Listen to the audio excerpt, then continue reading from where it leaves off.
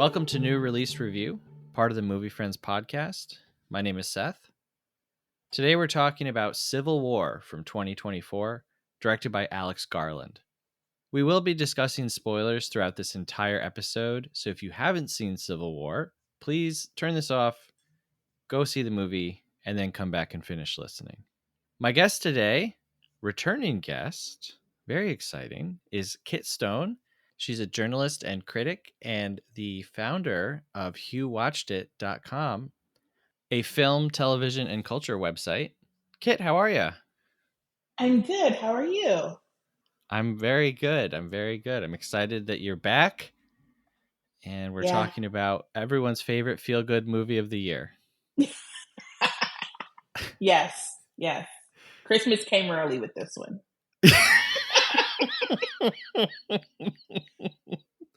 Yeah. We're doing a cross-country alliance of states. We're doing the Coastal Elite States Alliance here. Yeah. I don't know what they called it. I can't remember what they called it in the movie California and Texas, but the Western Forces. The Western Forces, yes. Yeah. So this is the Coastal Forces here to talk about Civil War. Yeah. So this is a movie that everybody has an opinion on. And I think that you and I felt a little differently about it. So to get started, what were your general thoughts after seeing Civil War? Well, I will say first that, yes, everyone had an opinion on it, but I think you kind of have to, because without imposing your own opinion on it, there's nothing in the film. Mm-hmm. So I'll start with that. I thought the film was well shot. I'm not, technically sound. Alex Garland knows what he's doing there.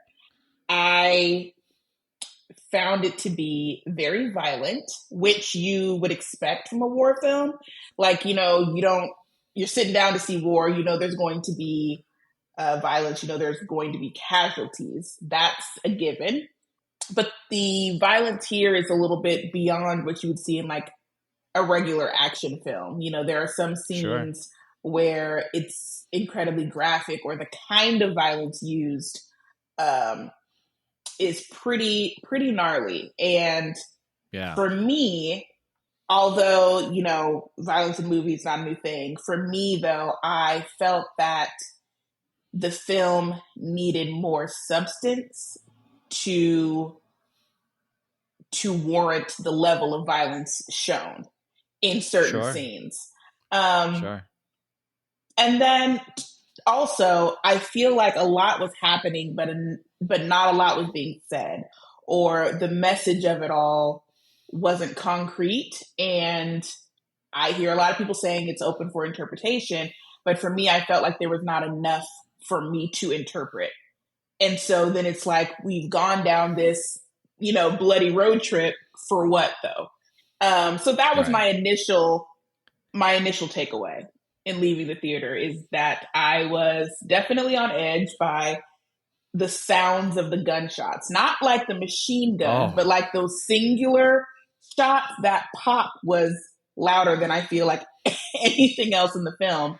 So yeah, my ears were ringing from that, and I just was kind of wondering, so what is the point? And not that every film has to be, have a billboard like, and this is the point, or have like this really odd monologue to explain it all, like some films do. But I think when it's a subject or characters that are not that far removed from like a regular situation, that it kind of needed to have more to say. Got it. Yeah, that seems to be one of the big complaints, is that Alex Garland has this big movie. He's got all this runtime. He's got all this budget, and then is seemingly avoiding saying something, like making it clear. I'm kind of on the other side of it, where maybe like 45 minutes in, it kind of clicked with me, and I was like, oh, if we knew which party was doing what, then there could be something inside of someone watching it that could root for that person. Or maybe you don't root for your party doing something, but you can root against the other people, right? And you'd say, oh, well, they're doing it because they believe in this and they believe in that. And kind of by removing that, you can't root for anyone and you feel confused. At one point, when they get to the Winter Wonderland and they encounter a sniper, they find two soldiers ?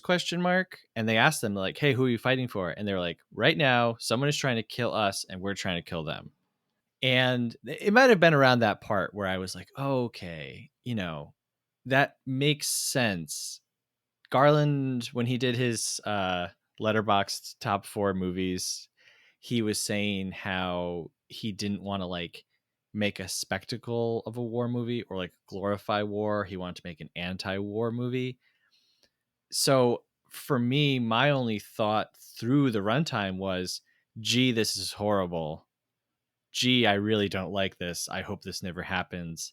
And I really don't support any type of rousing of any type of group of people to want to see this happen. And so in the end, all I could say was, yeah, war is bad. So to me, like, that's an anti-war movie. I don't know. It didn't bother me. I don't know why. I hear everything that everyone's saying. I hear what you're saying. I do think it comes to a point. There's another movie that you and I very greatly disagreed on, which is No One Will Save You. Do you remember that one? Yes, I do. Yes, which you loved, and I really did not love. Because, the gimmick with No One Will Save You is that she doesn't talk, right? There's no talking throughout the movie, right. Which is fine. But at a certain point, it seemed like there were situations where, because you're sticking to the gimmick, the dialogue or the situation does feel weird.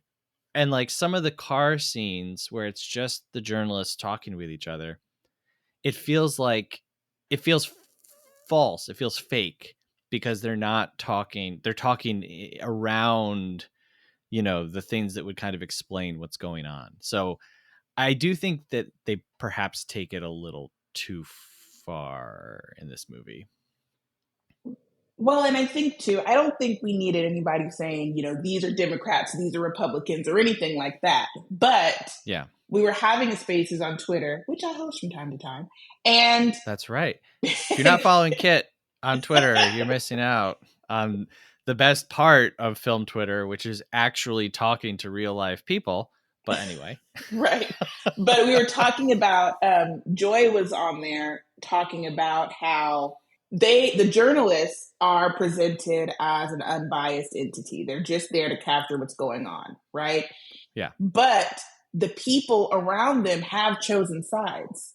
So like, it's not about identifying them as, Republican or Democrat or anything like that, but the people around, everyone has chosen a side, which is why they're fighting, and you can assume, that it really doesn't even matter Republican or Democrat because you have Texas and California together and Florida. Sure. So clearly the lines of politics are, the sections, the little, boxes aren't the issue. Right.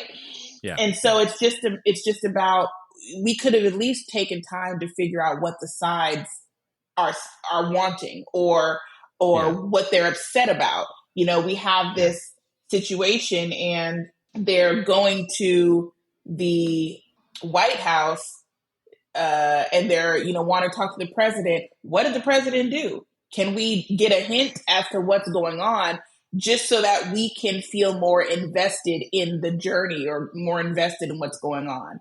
I also think that I understand that, war photographers, they have to do a lot to, and I said this in my review, to kind of callous their heart a little bit because they have to be very focused on capturing what's going on and not becoming a part of it in a degree. Same with documentary film. I used to, I studied documentary film in college. So you have to be like that fly on the wall, and some of the documentaries we see, we can't believe our eyes. And yet the person who's behind the camera, they were there first while it's happening.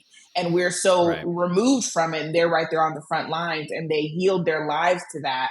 And I also feel that there wasn't enough for me to present these characters completely. You know, if someone said, you know, it's paying an homage to war journalists, I don't think it did that at all. I think it had them in the movie, but I think that there could have been more time giving, you know, presenting these characters in more dimensions, just to make them feel fuller, instead of kind of, if it bleeds, it leads, you know, shot chasers. Like, you know, I think that would have been better for me as well. You know, even with even the kind of, you know, they made a point to say Sammy is like the veteran. Sammy's the veteran character, and then Lee is like this renowned, you know, war journalist, and then, you know, Jessie is, you know, she's chomping at the bit. She wants to be on the front lines. But that was it, really, you know? And I think there's missed opportunities. If it was going to do that, if it was going to actually shine a light on these journalists who do this work, and, you know, not knowing if they'll make it home from what they're capturing, then that was not done, basically. Yeah, there was, towards the beginning, after the suicide bomber in New York City, we see all the journalists together, kind of like partying, like having a good time in the hotel, right? And I was like, oh, this is interesting. Like, I want to see kind of more of just a fullness to their characters. And after that scene, I felt like that kind of went away. I love Kirsten Dunst, like, love her, love her so much. Fantastic.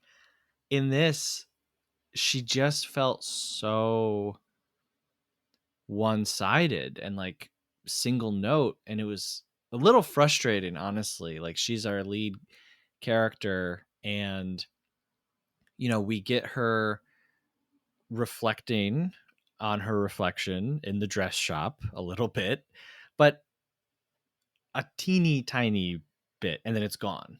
And we don't have, because of the nature of her death, we don't have a moment where she sums it up. And I will say, I listened to an interview with Alex Garland, and he was like, look, there are so many movies that tell you exactly what you're watching. Why can't we have a movie that doesn't lay it all out for you? And I agree with that because I love ambiguity. I love ambiguous endings. And oftentimes it's films like Civil War that get people talking and keep people talking. There's something to uncover. There's something to discuss. I'm okay with Civil War not laying everything out for me.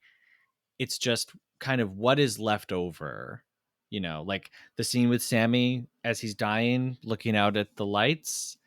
Beautiful. Does that carry the rest of the movie? You know what I mean? Like, what is kind of left? What is there?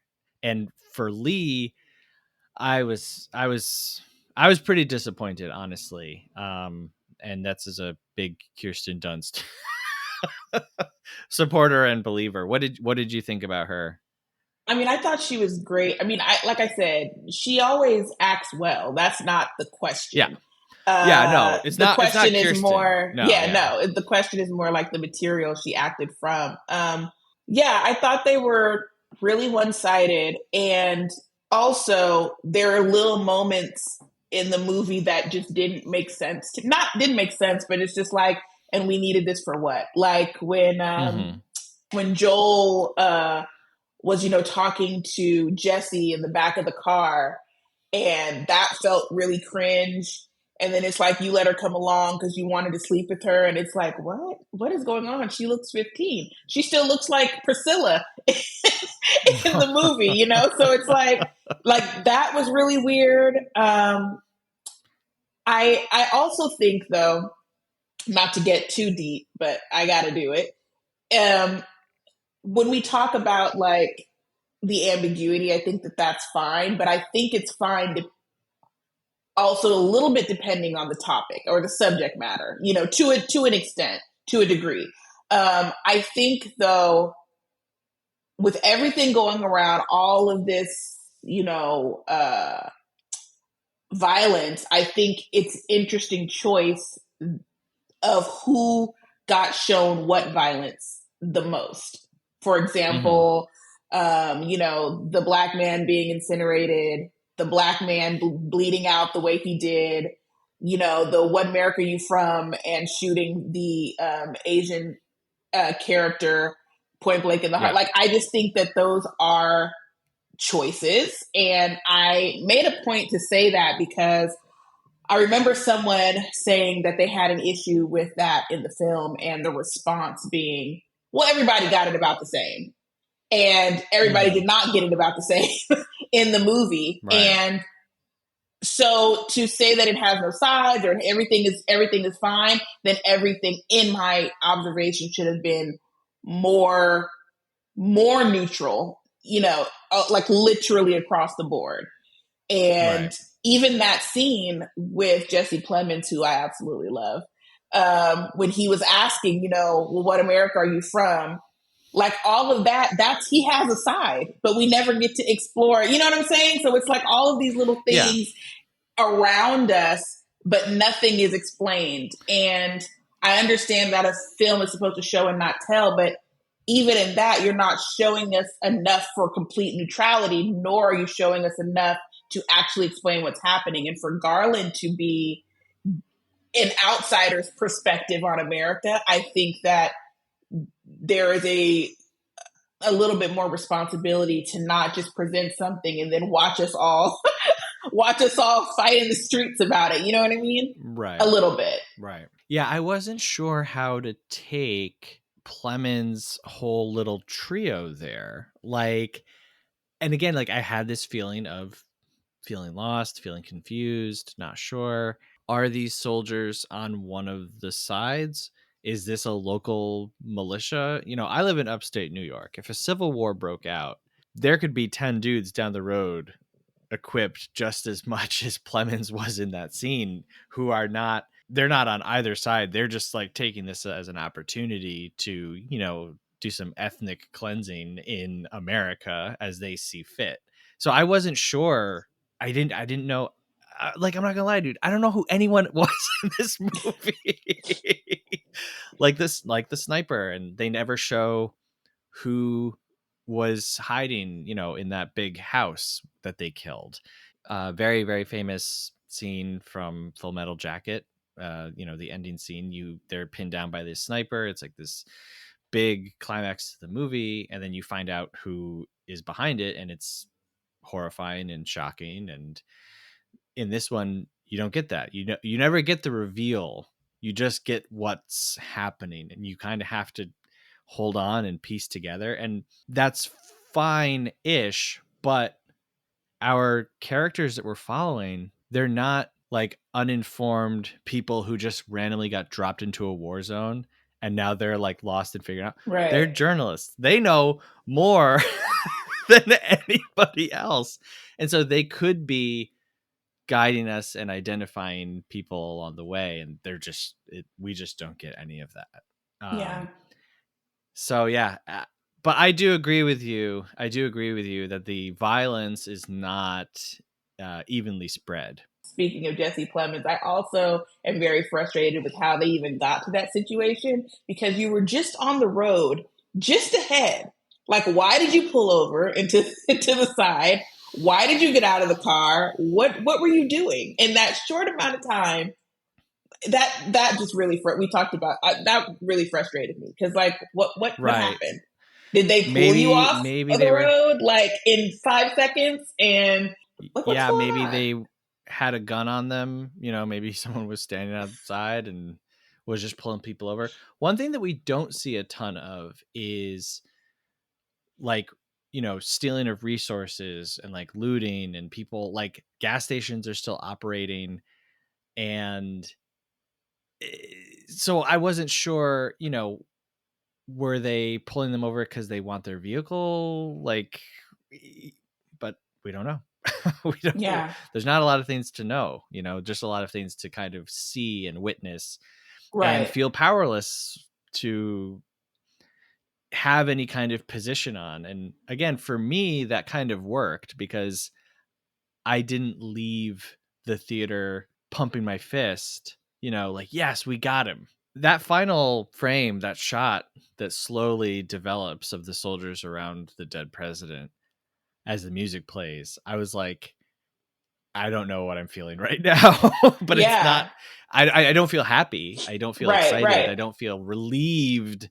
I don't feel any of those things. And so, yeah, I mean, in America, we love to make World War II movies because World War II is like the one time that everyone can agree we were the good guys and they were the bad guys, and so you can always be rooting for saving the day and winning the war and winning the battle in those movies. In this one, it's like, I don't know what comes next. I don't know what comes after this president is killed, and so Yeah. I don't feel hopeful for like a better future.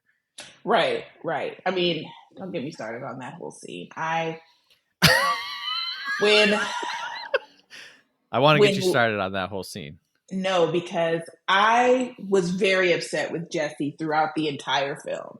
I felt like if you're a novice and you're coming in and you're taking your cue from whoever, you're not listening. Like, she's never listening. She's just out here doing whatever. And so I was frustrated with her throughout the whole film.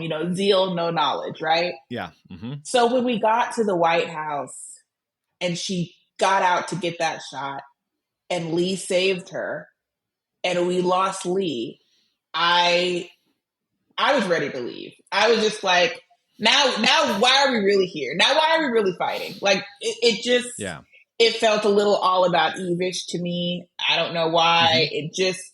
I didn't understand why that had to happen, especially when we already lost Sammy.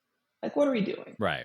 What are we doing here? I didn't jive with like Lee's decision to save her only because if you're going to give Lee this arc of being so shielded and so calloused and so about the job that her and Joel are going on a suicide mission, basically, like they're going to their death or they're going to get this story, but more than likely they're going to die, right? And so that's how the character has to be in order to start the journey. For her to then end in a way that's like, oh no, I learned to care about the people.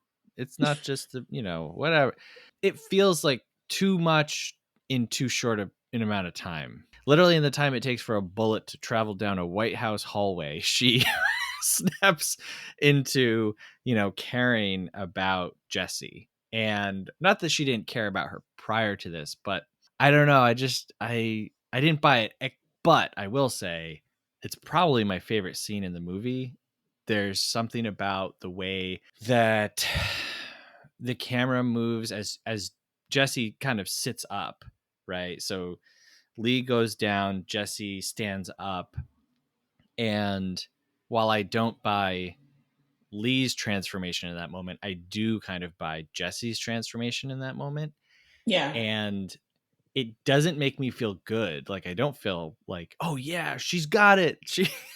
She's a real war photographer now. Heart of stone. Woo! Yeah. Right, exactly. But it feels very, very heavy, very intense, very Alex Garland type shot mixed with score. I loved it. I mean, I thought it was great. Like, out of context, that would be a great clip for a reel, for a director's reel. I didn't like super love Jesse. I thought Kaylee Spaney was good. I had no idea until after I saw the movie that she was not actually like 16 years old. Yeah. That's why I said she still looks like Priscilla. When she climbed from one car to another, I was like, kid, what are we doing? Yeah. Also, like, adults around, like, what is it? Is this like a frat house all of a sudden? I felt like I was watching like Freddy versus Jason for a moment, like what are we doing here? I was like, you don't guys even are know professional that man. adults. Yeah. Exactly. Yeah. Well, that was kind of odd. When the first man crossed over into the car, I was like, what are we doing here? Like, aren't we at war? Like, this is serious. But speaking of Kaylee Spaney, this is completely off topic, and this is such a weird compliment to the film, but that was one of the best vomit scenes I've seen in a movie in a very long time. Oh my God. It was incredible, right? And I was telling someone that they were so grossed out. I said, no, like, not that I want to see people vomit. However, when people get sick, you get tired of like that, oh, they just spit, or there's like the little oatmeal. Like, you're not like, you don't really feel like they're actually sick or they're really that scared. And that scene for her, I was like, oh, did she really get sick? Like, it looked so real. Yeah. And it felt very natural. And I think that's, I don't know who's responsible for that, but that was a good scene. That was probably the best vomit I've ever seen in a film. It felt, because it kept going. So many times you'll see a movie and the actor is holding vomit in their mouth and you don't know it until they do it. And then you're like, oh, dang, they've been holding that for like 40 seconds. That was pretty good. This one, you see her mouth open. You see that there's no hose coming from the other side. And the vomit looks like it's coming straight from her mouth. It is an odd little point to highlight. But hey, man, best vomit in a movie? That's worth something, right? It's really good. It was really good because it really felt like it was actually her doing it, and she was actually that scared and sick about what's happening. And so it just kind of helped you be in that moment. So that was really good. It's an odd flex. So I wanted to ask you, like, don't nobody vomit like me. Wagner Moura as Joel. What did you think about him? I think he's a great actor. I didn't care for his character, though. Mm-hmm. I don't know. He felt very unserious during a very serious time. It's not necessarily a bad thing. Like, if you're around so much death and destruction all the time, you kind of can't be in that place all the time in life, right? Mm-hmm. But he just seemed very chill about everything and like wanting to, let's go down there, they're getting shot, and Lee seemed very like, no, I want to get to the president. It's already, it's already a tense time. I just want to get there. And he seemed like he enjoyed it a little too much.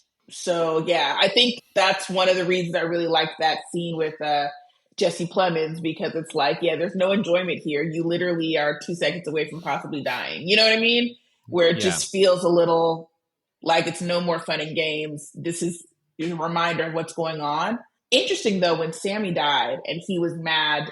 I mean, obviously he cared for Sammy, but he was more upset that they're late to the White House and he died. So like now it's like for nothing because they're late anyway, which was interesting. There was one shot where, the kind of military convoy is either moving out or moving in, and we don't hear him. I can't remember if we hear the score, if we were just hearing noise, and he's just like screaming, like very, very intensely. He's just like screaming over and over. That actually made me cry. I kind of couldn't believe it. I don't know if I was just letting loose of stress building up to that moment, but that his performance right there, I shed a few tears. It was good. Kind of surprised. Yeah, it was. Like, oh man. And then everyone's favorite dude, Stephen McKinley Henderson as Sammy. What'd you think about him? I loved him, and I was so upset because I feel like throughout the entire film, he was literally giving wisdom and nobody was listening. You want to go to the White House, it's a suicide mission. You're not going to make it. Like, and even though Joel and Jesse, made it to our knowledge, Lee did not survive. So he was right about that one, and he's just like, I wouldn't go here. I wouldn't do that. And they're just doing whatever they want. They're like, well, okay, old man. Okay. And then he dies saving them. Like, you talked about this old man with the cane and you can't run and you can't do anything. And yet he saves you. I was very upset. I was very upset by that. Yeah. And you don't know until they get away that he's been shot Right. either. So it's like, oh, you feel relief. Like Sam. Right. Thanks, Sammy. I talked about how you can't root for anyone in this movie. And so you're kind of robbed of that experience of relief and happiness when one of the military sides like does something, right? But you're still rooting for Sammy. Yeah, you can always root right? for Sammy. And right. And one of the ways that they kind of endear him to you, beside hiring Stephen McKinley Henderson to play Sammy, which is just like a guarantee that now everyone is going to be on the Sammy train, they do give him a cane, and they give him, at one point before they agree to take him, he says, "Are you really going to make me walk around the room and like beg people?" And so you might not know how you feel about Joel. Like you mentioned that scene in the back of the van where you're like, wait, what are your intentions with, Right. Jesse here? Because it's not super clear. He does say like, "Oh, do you want me to keep you up all night?" Da, da, da. And when she's kind of like, "No," he immediately backs off. Like he doesn't push. So it's kind of like, you kind of feel like, did I make this up he in my mind? Maybe they're not. right? Maybe he's just trying to be a good, But until that's the what, later scene. that's how it always is with creepy guys. Is am I making this up in my mind? Did he really? So you might not know how you feel about Joel or Lee or Jet or whatever, but Sammy, I feel like, is so clear cut, and in that way, he's kind of like Piggy from Lord of the Flies. I don't know if you've read or seen like Lord of the Flies, but he's the character who, he's got like a little bit of a health problem, and he's kind of the voice of reason, and he's the character that you really care about, and then invariably he's the character who dies. And yeah, it was horrible, man. I wanted Sammy to get there. Yeah. I want to ask you about the soundtrack. We get like several needle drops throughout this film, including De La Soul and Suicide, which was super interesting. And all of the music is not really in the spirit of the scenes that they're playing over. You know what Right. I mean? Like if it feels, it takes you out of, or like, I don't know. How did you feel about that? I mean, in the film, I was like, oh, this is my song, and like I'm just chilling. But yeah, they definitely didn't match. They didn't match what was going on. But I would rather have those songs than like that. Those old patriotic songs. Or some kind of remix version of those. Yeah. But I think for me, it kind of added to the kind of documenting but not a part of type of vibe, because the music is like, why are we jamming to this after leaving that, but it's just kind of like, matter of fact, put on the playlist, let's go, on to the next one. So have you seen any other Alex Garland films? I'm currently still being haunted by men, so yes, working through it. So yeah, still being haunted by men. I also saw 28 Days. Is it 28 Days or 28 Days Later that he did? That he 28 wrote? Days Later, and then 28 Weeks Later. Okay, I watched both of them. I didn't finish Ex Machina, so yeah, did not see that one. But yeah, Dread I've seen. I think he wrote that one. He's got a lot of talent, and I appreciate his talent. I haven't like loved all of his other movies. I would honestly say I probably like Civil War most out of all of his movies. I can't. I mean, I don't like Civil War more than 28 Days Later. No, absolutely not. I guess directed films. Yeah. Because directed films. He did Devs, but that's. Have you seen Devs? I watched some of it. It's very good. It's awesome. Try to finish it. I watched Devs and Legion, the TV show Legion that they did. Yeah, with I like Dan Legion. Stevens. Mm-hmm. I watched both of those at the very beginning of the pandemic when I was like the most depressed I've ever been in my life. And I binged Legion and Devs in like 3 days. And it's like the darkest time of my life. And I was just like in this very odd place, like mentally and physically. And then I'm watching all this like weird, trippy Legion, Devs, Alex Garland stuff. And yeah, so I would be very curious to rewatch them now in a healthier place. Yeah. But at the time, I thought they were great. Yeah, I mean, I can definitively say that Civil War is better than Men, though. I can say that. Yeah, I can shout that from the rooftop and die on that hill for sure. Because, woo, Men is after something. Men, after Men, I was like, well, I will never see an Alex Garland film in theaters again. Like, the last 15 minutes of that is like nightmare fuel over and over and over again. I think, and that's after like hour and a half of everything else. It's just right. Yeah. Kind of like what you said with this movie, where we're getting extreme violence, intense violence shown to us, you know, close up and not pulling away, and how you felt like what the rest of what's there doesn't justify it. To me, that bonkers ending of Men is okay in the context of a different film, where with the rest of it's like all building up to that, and it's kind of like it just does this huge switch and it does that ending, and I'm like, no, your movie did not lead us here. Yeah. So, but anyway, last question for you. Nick Offerman as the president. We don't see him a lot, but how did you feel? I mean, he didn't. Yeah, he's in a suit. He's making stern facial gestures. Like, I mean, I think it's not hard for, and that's another complaint a lot of people made, is that they wanted to see him be the president a little bit more. I think it would have been interesting. I think he would have been good at it, obviously. Even the statement at the end, I need a quote, please don't let them kill me, that'll do. It's like, what? I wonder if there's another draft of this somewhere that had a lot of meaning, and then somebody was like, this is too hard, and then just like erased it all to just make it more ambiguous. Because sure. Yeah, I mean, I guess he did good. I mean, he didn't really do anything.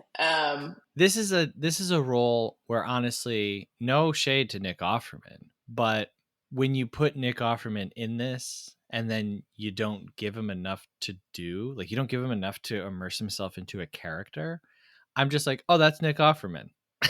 Yeah, literally credit in the film. That's Nick Offerman. So just hire another actor, hire a smaller actor. And then I'm like, okay, that's the president. I don't have that block in my brain. Where honestly, with Kirsten Dunst, even though I said she's a little her character is a little one-dimensional in here, I was still able to watch it as Lee, and I was able to watch it as Sammy. Like, there was time to spend with them. But yeah, Nick Offerman as the president, I was just like, man, they're about to shoot Nick Offerman. Right. Yeah. Yeah. Well, and that's another reason why I couldn't give it like completely rotten on Rotten Tomatoes. Like, I don't think it's rotten in that sense. I think that it's technically sound. I think the sound design is good for the most part. Those shots were incredibly loud. But I think overall, I think the acting is great. I just think that I don't want to work this hard or work overtime to try to give the film meaning. Like, it's one thing for people interpreting their own thing, but on our spaces and in some discussions, people are working like time and a half trying to create this deep meaning and assign all these things, some of which are simply not there. Right. And so it's like interpreting it and assigning your own getting, whatever you get out of it, that's fine. But we shouldn't have to work hard to give it something that it should already possess in some capacity. I think that that's my biggest gripe with the film. And because we are so close to it, because we are, we live in America, and we're about to have an election, and things get heated and things get volatile. I think, like Garland, he can make a film like that and then go home. Like, we're here, and yeah, I would have appreciated more food for thought. And it's hard to get that when you don't really know what anything is. You can't grasp onto something. For me, I can't really grab a hold of what exactly is going on. Well, like I said, the main thing that I took away from it was war is bad, and I don't want to see a civil war here in this country. And so if that was the point, for me, it did what it did. But so we don't want to see a civil war in this country. War is bad. Yes, we can, fine. But what were they fighting for? Like, was it worth? Because the thing is, yes, war is bad. We don't want to see a civil war. We would likely like to avoid it. I'm not in any way pro-warring anything, but I am saying, but there are things though that are worth fighting for, and not that it needs to escalate into a civil war especially in this context of the film, but to simply say, well, we don't want to go to war with each other, but there might be a time where, and not in a war way, but where we do have to fight, though. You know what I'm saying? Yeah. Well, so I think the movie does tell us that he has gone into his third term, right? Which means that he's breaking the Constitution. Well, yeah, that part. He has declared it, right. And that he had fired on American civilians or whoever. I'm assuming people who were protesting him extending his stay as president. And so those two things. And he disbanded the FBI. Yes, yeah. Which, that's a whole other. But I think just that you have someone who is now like using king-like powers. Right. You can't do that. Yeah. You can't do that. So much so in this thing, but like just in life in general, like in the larger scheme of things, people are like, war is bad and we all need to get along. And I'm like, yeah, well, we're not going to do that to the degree where we can just sit back and be like, well, but let's not fight, guys. Like, there's going to be things that we have to fight for. But I'm saying, like, it's just, I don't know.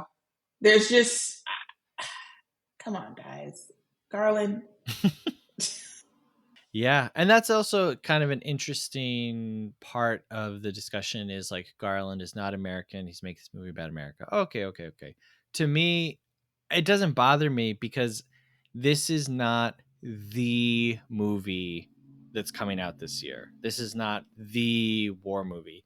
This now takes its place among hundreds of films that depict war and politics in a myriad of ways. You know what I mean? Like when people complain, oh, there's only superhero movies coming out. It's like, all right, no, like look beyond just this one thing. And so for Civil War, I mean, we go around the block every single time one of these movies happens where it's like everyone is frothing at the mouth for 3 days.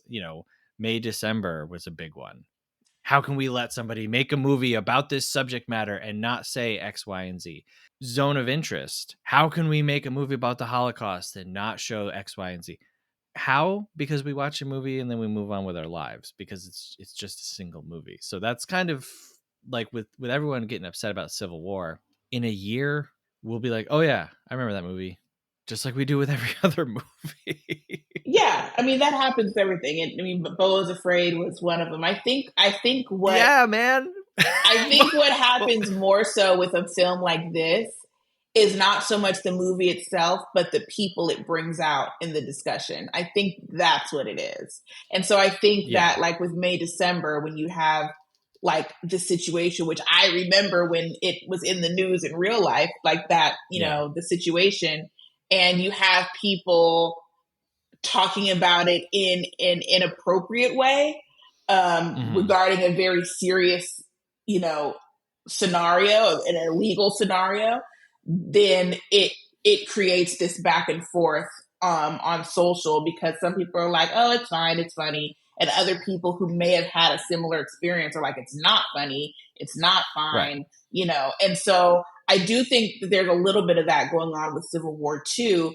How I know some people and some, writers of color, their experience of it is different and could be largely part to their experience in America overall, right? And so they're saying, I get what you're saying, and I get that you like this movie, and I get that you think it's great. For me, it's this. And then when they say that, you've got all the trolls coming out, and sending, death threats and stuff.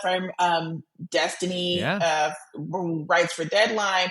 She said she liked the movie and just felt that it had a little, it didn't have enough meaning for her, but she liked it. And she said she liked it. And because she had a one critique, someone's coming in here calling her names and things like that. And she's like, I said I liked it, So right. I think sometimes it's more than just the movie itself, and that people, it's like the discussion around it that kind of almost taints the movie, which is why I said earlier, like, I couldn't say it's like a bad movie completely. Like, I can't say that, because there are aspects that I do like. I think it's, shot well. I think it's acted well, but then there are these issues.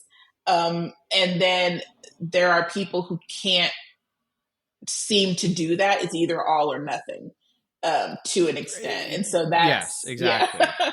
Which is why I'm grateful to have met people like you, where we can talk in a healthy way. Movies and art, it's imaginary, right? And so even though we're talking about very serious things, it's a place where creative people can discuss an idea freely, right? And we don't want to have censorship, and we don't want to put limitations on people. We want people to be able to express themselves. Likewise, our reaction to the art should be a place where we can express ourselves and feel free with each other to, if I come in and I'm like, yeah, I liked this movie and I thought it meant this, and you say the opposite, we're not like, oh, I now have a different view of you. Right. And yes, we're talking about serious things like May, December, like this, where if somebody feels in a way that's about, if someone takes a political stance based off of this film that you strongly disagree with, well, then you disagree with that person, and you need to then, decide to what capacity that person speaks into your life. But to say flat out, if you like this movie, you're evil, or if you don't like this movie, you're an idiot, like it's not the type of thing that I'm interested in being involved in at all. And like you mentioned with Destiny, it's like, you can't even have a touch of nuance. You can't have a touch of disagreement. Right. And that's ridiculous. That's crazy. Except for Men. Men is a bad movie. Yeah. This is we have to agree on that one, or else I don't know how we'll move forward. I also would have loved to see them take their cameras out in the town that had nothing, that was like unscathed. You're a photojournalist, there's war all around, and you find this town that's intact. People are just, come on in and shop. Everyone's just going on with life. I dabbled in photojournalism when I first started being a journalist many years ago. And one thing I learned first was that everything is a story, right? And so I know that they were war photographers, but you're on your way to war, and then there's this town that has just decided we're not in it. We're not, right. We're going to go on to whatever. That's their business. That also is a story. And I would have loved to see them take out their cameras to just take a couple shots there, because it's still something worth talking about. And I think when they did it just felt like they were only chasing the violence and only chasing those shots. And Yeah. I mean, I would have loved to see that, you know. Yeah. He's framing all of these different American areas and situations as like it's like variations on horror movies. So in the beginning we get the water truck and you have the city, and so there's a throng of people pushing against the soldiers, and then there's a suicide bombing, right? And then we go to like this small town where it's like Invasion of the Body Snatchers kind of a thing, you know. And then we get the Jesse Plemons scene, which is kind of like Texas Chainsaw Massacre Ron Turned kind of a thing, right? Where it's like, oh my gosh, you know, these dudes who have you captured and there's no one around to help you. And so yeah, it's like, yeah, it's a touch. The scene is the film is a touch formulaic in that way, but yeah. Well, anyway, hey, thanks, Kit. You're welcome. Next time you come on, we'll have to do a I don't know, something more fun. Right? Yeah. Please. Last time we had John for the Blackening. Now we're doing Civil War. So next time, something just very very generic and easy. Something animated. No, just kidding. I'm kidding. Sure, yeah. Yeah, Inside Out too. So Kit, where can people find you online? Well, they can find me on all the socials at by Kit Stone. That's at BYKITSTONE. The website is hughwatchedit.com. Hugh, HUE, watchedit.com. And that's for all the socials for that site as well. And yeah, give us a follow and come join our spaces and let's talk movies.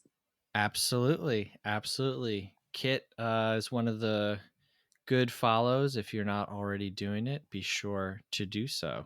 And hey, if you're not already following the show, be sure to hit subscribe wherever you're listening. You can also rate and review the show. That'd be sick. Unless you hated this episode, in which case just move along and pretend that it never happened. You can also send us an email, moviefriendspodcast@gmail.com.